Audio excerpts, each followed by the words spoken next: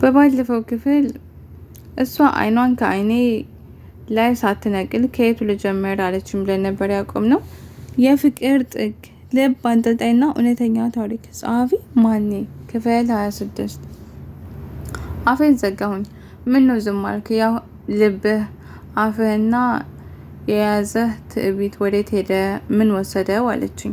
በድጋሚ ዝም አልኳትኝ። አሁን ላይ ያች ትናንትና አንተን ቀና ብላ ለማየት የምትፈራው አይናፋሯ ልዕልት አይደለሁኝም። ህይወት አፍርሳ ነው የሰራችኝ። የትናንቷ ልዕልት ትናፍቃለች። አሁን ላይ እኔ ሰላም የሆንኩትኝ ከውጭ ለሚያዩን ሰዎች ነው እንጂ ውስጤ ተበጥብጧል። እየኖርኩኝ እንደሆነ አይሰማኝም። ልጅ ባትኖር እኔ ዛሬ እዚህ ቁሜ አታገኘኝም ነበር። አንተ ህይወቴን፣ ሴትነቴን፣ ልጅነቴን፣ ቤተሰቤን ብቻ ምን አለፋክ ሙሉ እድሜን ነው የቀማከኝ። ግን አንተን መውቀስ አልችልም። ምክንያቱም አስገድደኝ አይደለም፣ ፈልጌ ነው፣ ራሴ አምኜ ነው የገባሁበትኝ። ገና ድሮ በቅጡ እንኳን ራሴን ችዬ ከቤት መውጣት ሳልችል ነው ዘልዬ ፍቅር ውስጥ የገባሁትኝ። እንዴትና ለምን እንዳፈቀርኩ አላቅም። ግን አንተ ከነመፈጠሬ ሳታውቀኝ እኔ ባንተ ፍቅር እሰቃይ ነበር።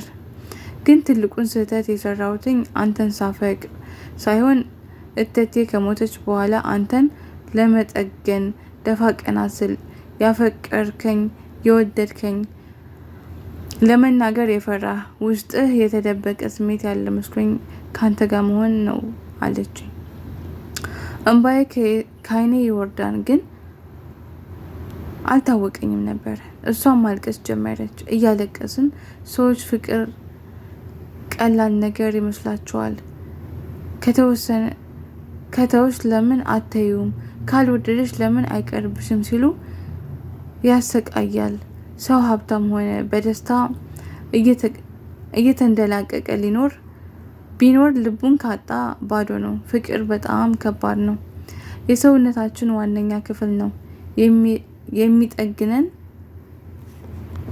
እንስቃለን፣ ግን ከልባችን አይደለም። ስኬታማ ወይም ታዋቂ እንሆናለን፣ ግን ለኛ ምንም ነው።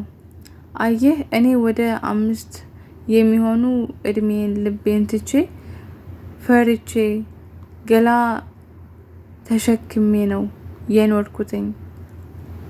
እስቃለሁ፣ ግን ከልቤ አይደለም። እበላለሁ፣ ግን ከሰውነቴ አይጠጋኝም። አንተ ሁሉን ነገርን ቀምተኛል፣ ግን አልወቅስም። በምላሹ ህይወት የምትዘራልኝ ልጅ ሰጥተኛል። ለሱ ላመሰግንህ ነው ዛሬ እዚህ የተገናኘ ነው አለችኝ። እኔ ምንም ቃል ሳልተነፍስ ከእግሯ ስር ተንበርክኬ ወደ መሬቱ ምን ያህል ኃይል እንደ ባሰኝ ራሱ አላቅም። አየህ፣ አንተ አሁን ለተንበረከከው ሰውነትህ ሙሉ እየተንቀጠቀጠና እየነዘረክ ነው። ግን እኔ ባንተ ምክንያት ጨጓራ በሽተኛ ሆንኩኝ። ዛሬ የአማረኝ ምግብ እንኳን እንደ ልቤ መብላት እንዳልችል ስታስደርገኝ ምን ተሰማ? ይሁን አለችኝ። ይቅር በይኝ፣ በእቴቴ ሞት ይዤሻለሁ፣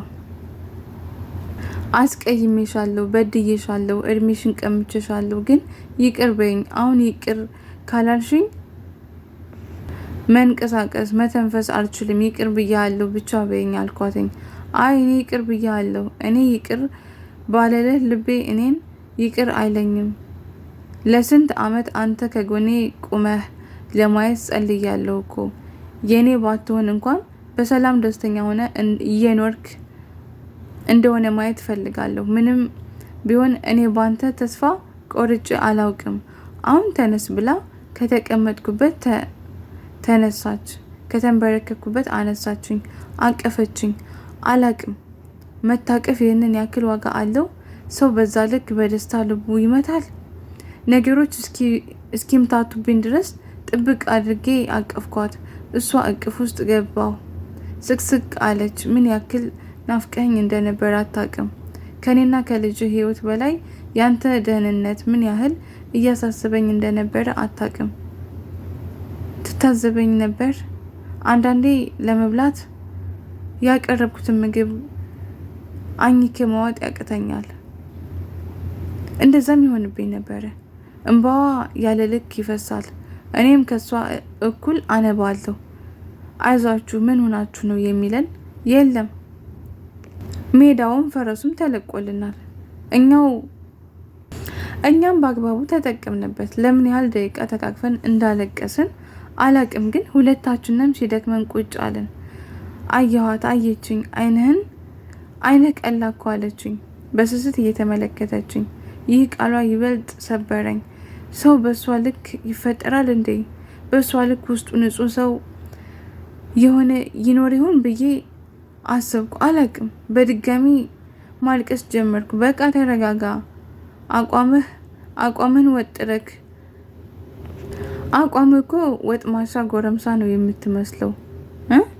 የስፖርተኛ አቋም ይዘህ በአደባባይ እንደሴት ታለቅሳለህ? ሰው እንዳይታዘበ አለችኝ ፈገግ ለማለት እየሞከረች። ፈገግታዋና ሀዘኗ ያስታውቃል። በዛን ሰዓት ቁጭ ብዬ አይኗን ሳየው ውስጤ የተደበቀ የልዕልትና ፍቅር ማስተዋል ጀመርኩኝ። ግን ከረፈደ ነው።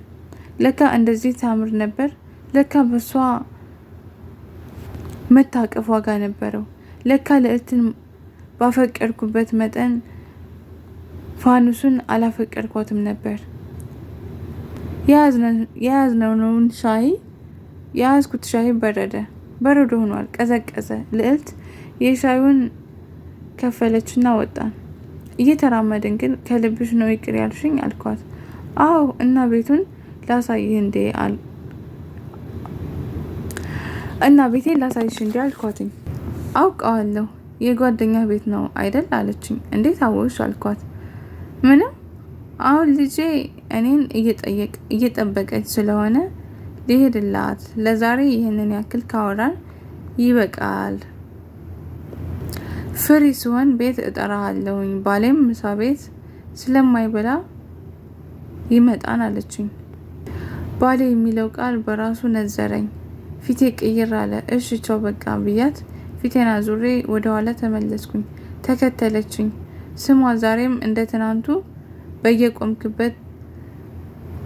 በቆምክበት ጥለከኝ አትሄድም። ቢያንስ ከትናንቱ ስህተትህ ተማር። ሁሌም ቢያንስ አሸናፊነትህን ማወጅ የምትፈልግ እኔ ላይ ነው አይደል? ቢያንስ ተቀየር እንጂ አለችኝ። አሁን በስርዓት አውርተን ተላክሰን ወዲያውኑ ወደ ጭቅጭቅ ከምንገባ ብዬ ባሌ ስትይ ስለደበረኝ ነው የተመለስኩት እንጂ ሌላ ነገር አይደለም። ይቅርታ አልኳት። ማን ስለሆንክ ነው የሚደብርህ? ባሌ ነው። ገባህ? ዛሬም ነገ ምንም የሚቀየር ነገር የለም። ጭራሽ ይደብርሃል? ጉድ ፈላ።